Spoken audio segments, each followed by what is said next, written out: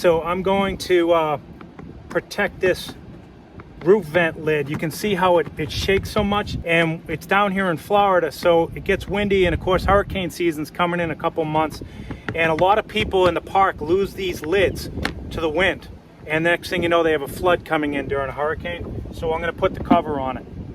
I bought this particular cover because it has 2 screws here and I can take the louver off. It makes it easier for installation. Okay, so this is what I mean by being able to see in once the louver is removed. I can see my brackets.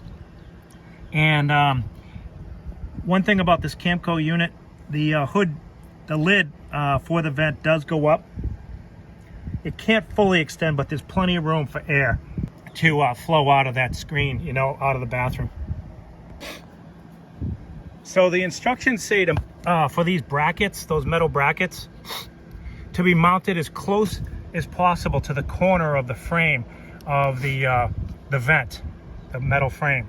With the louver off, I can actually set my brackets and make sure that they align with the mounting holes on the edge of the cover.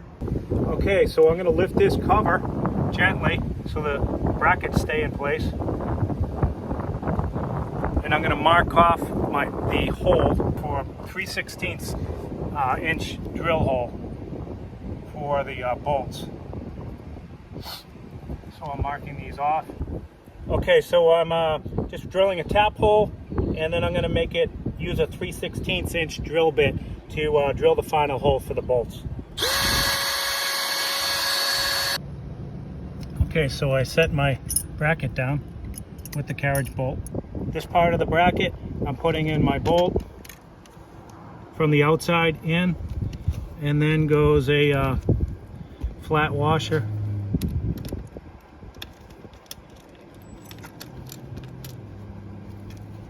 And